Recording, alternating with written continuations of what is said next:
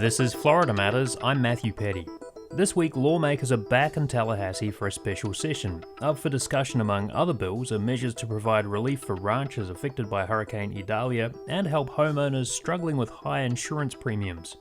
Together with hurricanes, the looming threat of climate change and our booming population, the homeowners insurance crisis is a perfect storm of challenges for Florida. But one Southwest Florida community thinks it might have some of the answers. Today we'll sit down with Babcock Ranch developer Syd Kitson and talk about planning a resilient town and building for an uncertain future. We'll also explore what this community on the fringes of a vast tract of undeveloped land means for the environment. But first, hop on a golf cart with me and my colleague Steve Newborn and take a look around Babcock Ranch. All right, I'm on the back seat, dude. Okay. My name is Lisa Hall, and I am a communications and community relations advisor for Kitson & Partners and Babcock Ranch. Today we're going to take a look at some of the sustainability features of Babcock Ranch and why we were able to stand up to Hurricane Ian. On the surface, Babcock Ranch doesn't look too different from many planned communities in Florida. Electric golf carts whizzing by immaculate front yards and tidy homes, people strolling along the sidewalks, pine trees and palms, and in the background the rumble of construction as new homes are built. But some of what makes this place different is hidden. Power lines are buried beneath roads, and the development is designed around a series of lakes and ponds built to handle flooding. Hurricane Ian was the first real test. In addition to all the lakes and all them being interconnected so you can keep it level throughout in case you do have more rain in one area, and there's little swales between houses as well, and so they actually sent out an advisory before the storm to the residents and saying, hey, if the water in that lake behind your house looks like it's getting pretty high, that's okay. It's designed to be that way. If you have water coming up and it's going between your house, that's okay. It's designed to be that way because actually our streets then provide even more capacity. They're part of that last-ditch effort to prevent flooding is you've got those streets that are designed to hold that water as well. During Hurricane Ian, the lights, water and internet stayed on thanks to hardened lines bringing power into Babcock Ranch. And during the day, the power to those homes is generated from a vast solar array beyond the northern end of the development. From an observation tower, a sea of solar panels stretches into the distance. With the full 150 megawatts that we have now of the two different plants, it's close to 800 acres. It really looks like you're looking out over the ocean. And it's amazing, you can kind of see a little bit of the heat rising, but they're not hot to the touch. Photovoltaic is very safe for the wildlife, and you see birds sitting on them all the time. All of these features helped Babcock Ranch to ride out Hurricane Ian, one of the most destructive storms to ever hit Florida, relatively unscathed, even as the storm carved a path of devastation through southwest Florida. And since the storm, there's been keen interest in this development from people who want to live here and community leaders in other towns and cities who want to emulate what Babcock Ranch got right. Planning and building this community has been a long process. Developer Syd Kitson's company paid $700 million for the 91,000-acre property from the Babcock family back in 2005, and then sold 74,000 acres back to the state of Florida, in what was the state's biggest ever conservation land purchase. Back at Founders Square, the heart of Babcock Ranch, I sat down with Kitson to talk about how it was built. We are sitting in the conference room at the heart of things, right here in the middle of Babcock Ranch, right? Well, actually, what's interesting is we're at Founders Square, which is the first of three downtowns at Babcock Ranch. And each one has kind of a different feel to it, but Founders Square is the center, if you will, of what we call Westtown. Then we're going to have Midtown, which is actually all under construction right now, and then Easttown. So eventually there'll be over 20,000 homes and 6 million square feet here, and we'll have 55 to 60,000 people living here too. So this is the beginning. So you're like about a quarter of the way into it so far? Yeah, we've actually sold about 10,000 lots to builders, so we're about halfway in terms of land sales to builders. Home sales, by the end of this year, we'll have over 4,000 dwelling units. We'll have close to 10,000 people living here. So yeah, you're about right. We're about a quarter of the way through. And I imagine interest would have picked up quite a lot in the last couple of years.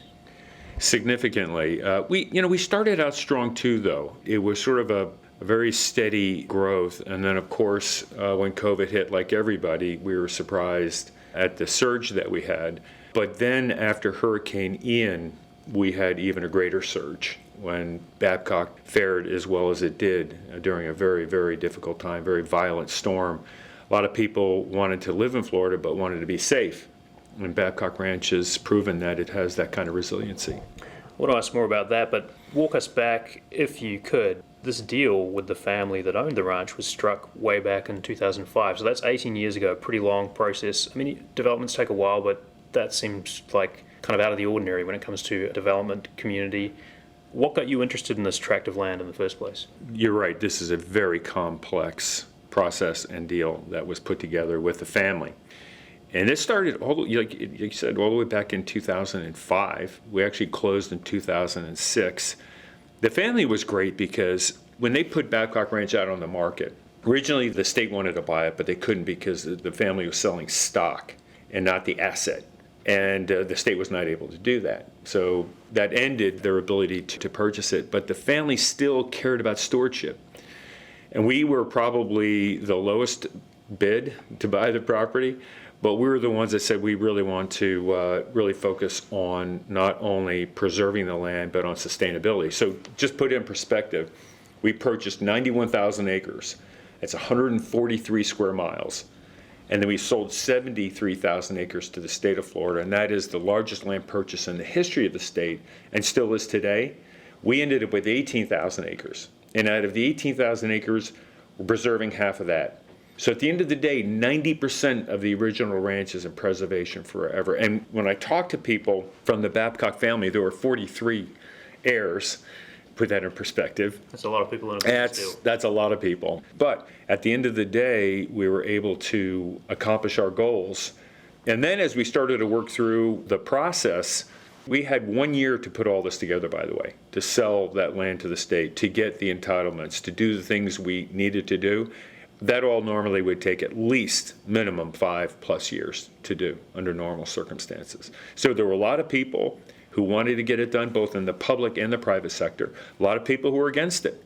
But we're able to persevere, probably too because during this process early on, we built a coalition of environmentalists. The environmental groups all came together to support the preservation part of what we were doing. And that was a big help. And then we brought all the neighbors and people together in a charrette that lasted about a week, where everyone got to talk about the things that they wanted to do, what was important to them. And then we implemented those things. And I think when people come here today, what's really fun to see is families who participated early on in those charrettes, they'll come here to Babcock and they'll point to something and go, that was my idea, which is always fun to hear because we'd got some great ideas, not only from the people participating in the charrette, but also from those people, the neighbors who were against us.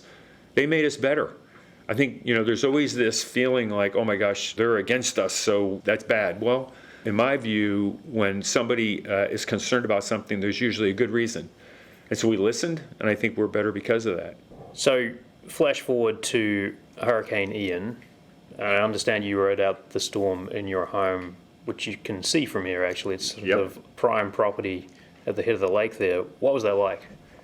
One of the most incredible experiences I think I've ever been through. And I've been through a lot of hurricanes in Florida. But remember, we had promised to everyone who moved into Babcock Ranch that they could shelter in place. One of our core initiatives was resiliency. And so we did a lot of things here at Babcock Ranch to make sure it was resilient, not only from a wind perspective, but from a rain perspective. And we spent a lot of time and effort doing that. It was an investment that a lot of people questioned. Why are you spending this kind of money to do the things that you're doing? Well, I can tell you on September 27th, when Hurricane Ian started to approach, if you recall, it was supposed to go up to the Panhandle. Mm-hmm. And then it started to hit Cuba as a Category 1, cross Cuba, exploded literally into a strong Category 4. Then all of a sudden it was headed to the Big Bend, and then it was headed to Tampa. And then sure enough, it took that right-hand turn and right into Fort Myers and Fort Myers Beach. I just remember sitting in my home listening to the weather person on the TV saying, well, it's heading right for Babcock Ranch. All of a sudden that feeling like, oh my gosh, this is it. We're about to be tested. A strong Category 4 hurricane about to hit our community. All the work we've done, all the planning, everything that you think that you've done right, you don't really know until you're tested. So when this thing hit us, we had sustained winds of 100 miles an hour, gusts up to 150 miles an hour. And I was in my house. It lasted at least 8 hours. Felt like a freight train running through my house for that period of time. And all I kept thinking about are my neighbors. You know, what's going to happen? What is this place going to look like? I was up all night through September 28th, just literally all night waiting for this thing to pass through. And it was so slow. You could walk faster than this thing was moving. And so finally, the next morning, I woke up. Actually, didn't wake up. I was still up. As soon as I saw the lake hit, I jumped in my truck and just started driving. I spent 4 or 5 hours driving around Babcock Ranch. And it was absolutely shocking to see minimal damage. Everybody was outside. It was literally everybody was walking outside, just looking around, almost in stunned silence, just trying to take it all in. When all around us there was this destruction and people had lost their lives and there was so much devastation surrounding us. And it was at that point everybody realized that all the work, all the planning had worked. But now it was time to give back. And this community came together and really did some wonderful things. We have a shelter here that people were giving, whether it be food or fresh clothes. They brought in the linemen that were working on the electrical systems. They were having them come in their homes and providing meals and showers. And I think if you talk to people who live at Babcock Ranch, I think the thing that they'll say that surprised them the most was that they never lost power and the water never turned off.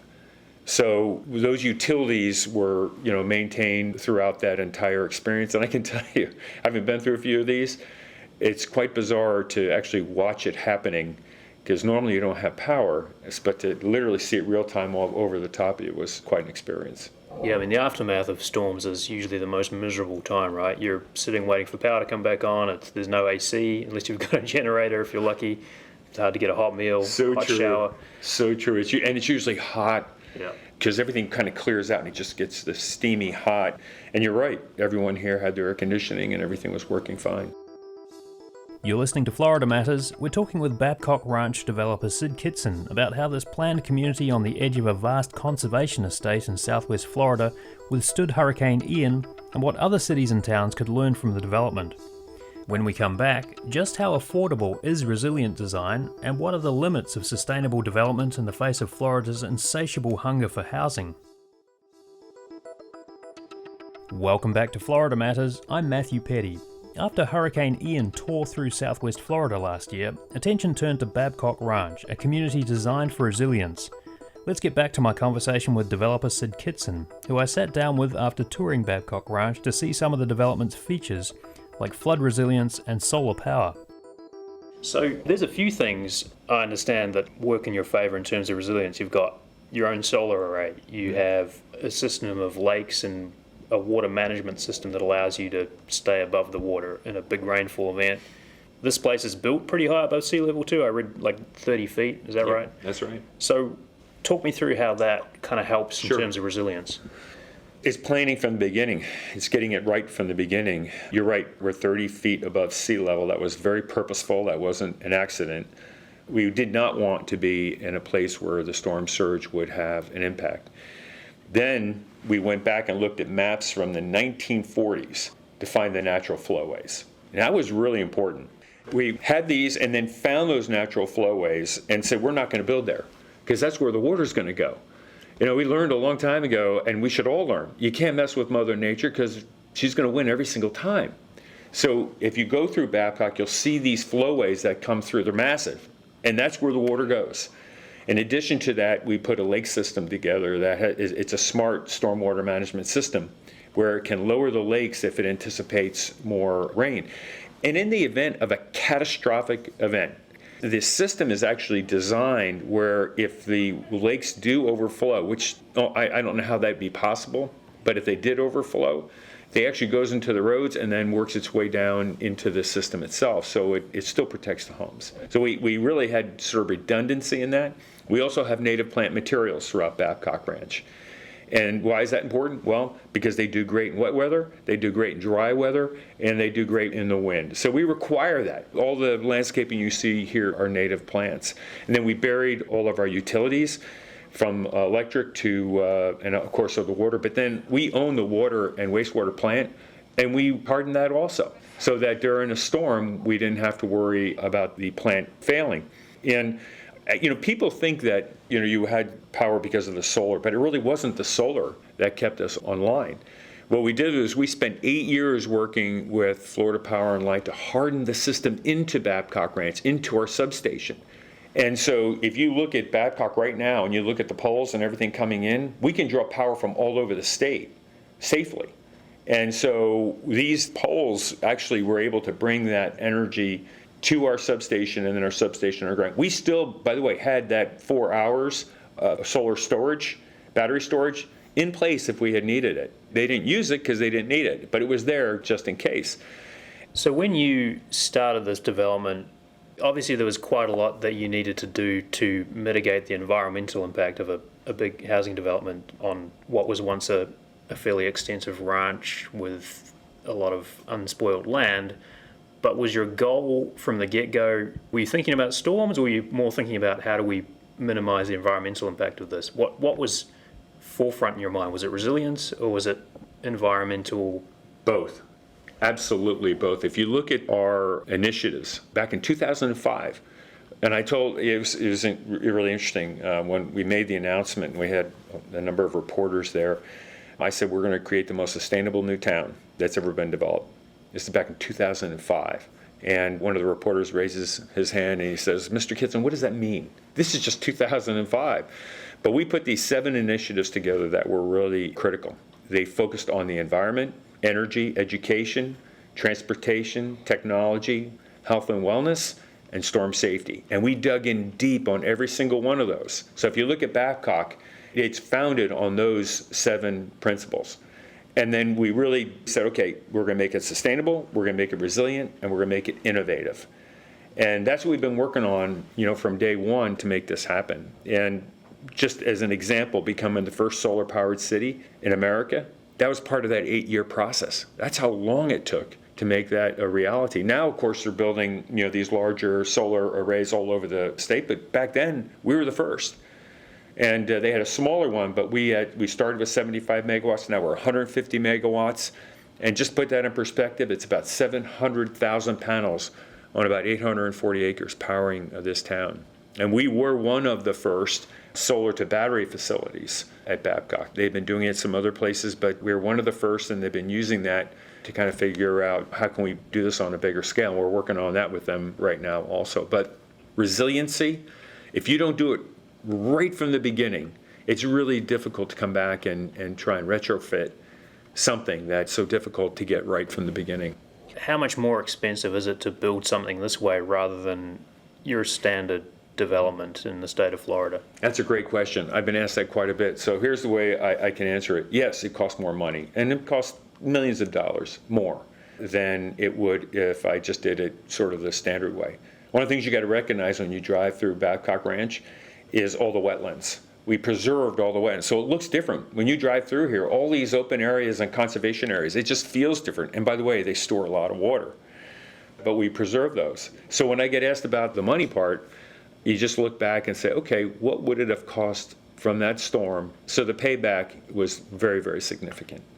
Since Hurricane Ian, people are thinking more about resiliency because they have to, whether they've been personally affected by a storm or not. So what sort of interest have you seen in Babcock Ranch since Hurricane Ian, like what you've done here in our community? It's really interesting. So there have been two types of phone calls I've been receiving from all over the country, really, and from outside the country. And it's one are those people who are planning new communities, and they really wanted to dig into more of the details to how we did it.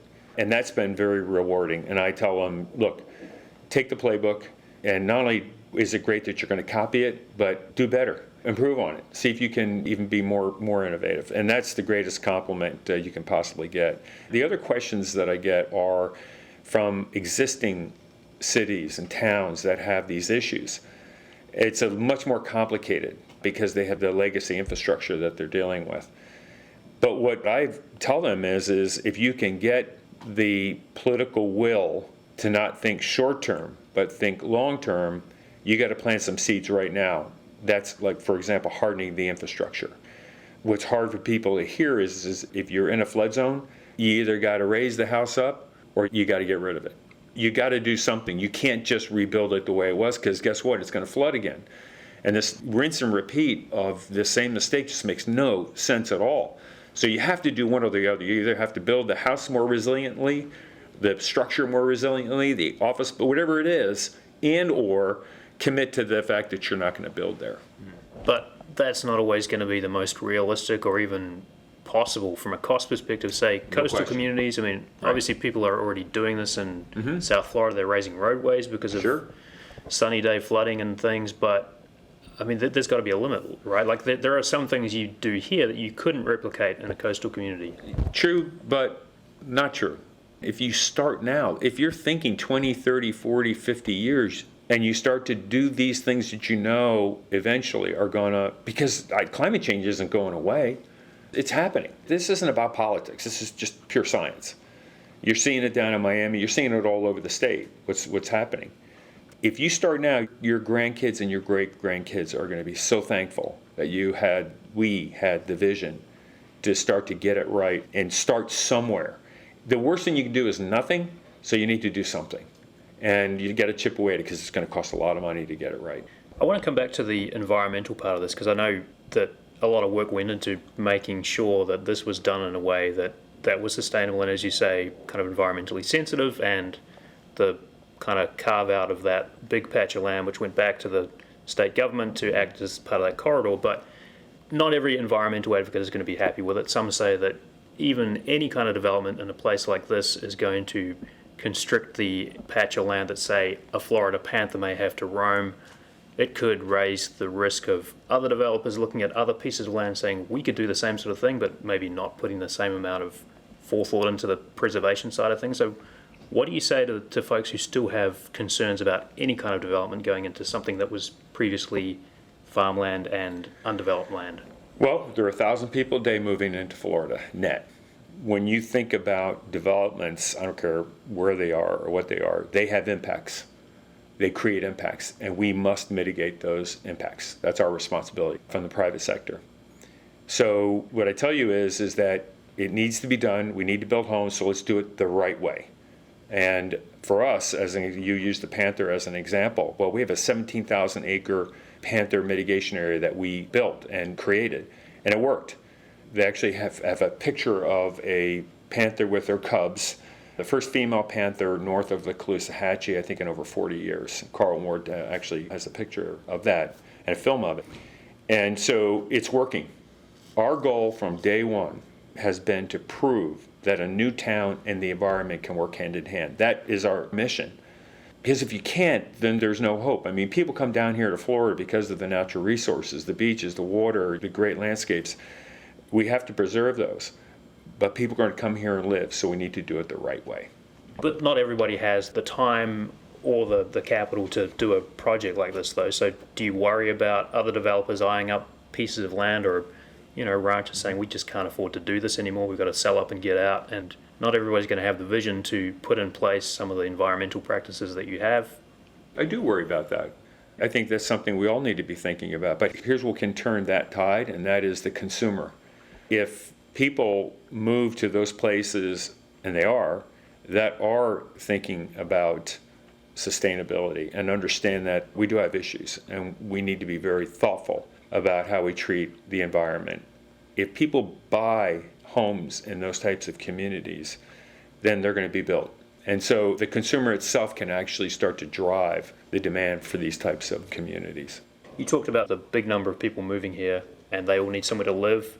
But this must be a kind of an interesting time to be a developer in Florida, because we have an insurance market that's in big trouble. Does that keep you up at night? It does. And it looks like we're moving forward and finding some solutions. I also will tell you that we're working with insurance companies right now and saying, look, we're proving that if we invest these additional dollars to be resilient, why can't you reward those people that do that, whether it be builders or where you build, how you build, shouldn't you reward people for doing it right? And I do believe that we're making progress to solve it. So it's just not a political solution. I think it's the private sector has to take responsibility also. And it's going to take time, by the way. I don't think there's any quick solve to that. But if you do build in a resilient way, I do believe that these rates should start to come down. So what is the future of Babcock Ranch? There's obviously some building to go, and I understand that at some point the town will become incorporated, so there'll be some kind of local politics to get involved. How do you see that shaping up? I would say two things. One is we want to continue to push innovation and how builders build here at Babcock Ranch. I think the biggest innovation in the last 50 years has been the nail gun. There just hasn't been a lot of changes, but that's it. I mean, but you now have 3D printed homes that are built robotically with computers, and there's a lot of innovation out there that we would like to bring to Babcock Ranch. On your second part of that question, which is really, really interesting, and that is, what form of government can we put in at Babcock Ranch? And we're exploring that right now. How can we have a place governed in a way that isn't siloed, where the true mission of what Babcock Ranch is all about is sustained through the years? This place is going to be here for hopefully hundreds of years. How do we make sure that the spirit of Babcock Ranch lasts through the political changes that'll occur for sure over that period of time? Would you run for mayor if that was a position up for grabs? No, I'm not a very good politician. I'm just going to continue to hopefully build great places. You have two counties to work with. Yeah. Hopefully they're both always going to be on the same page, but is that something that you kind of worry about? They have not always been on the same page, so we've already been down that road.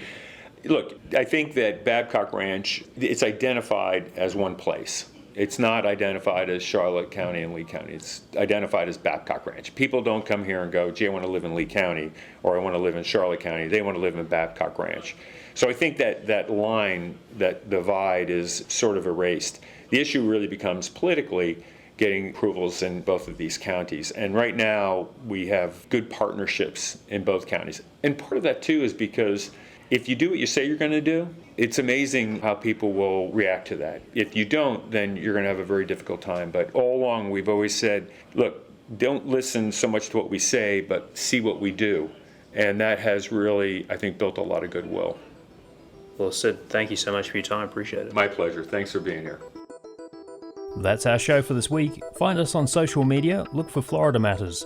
Find archived episodes and download the podcast from WUSF.org or wherever you get your podcasts. Our producer is Steve Newborn. I'm Matthew Petty. Thanks for listening.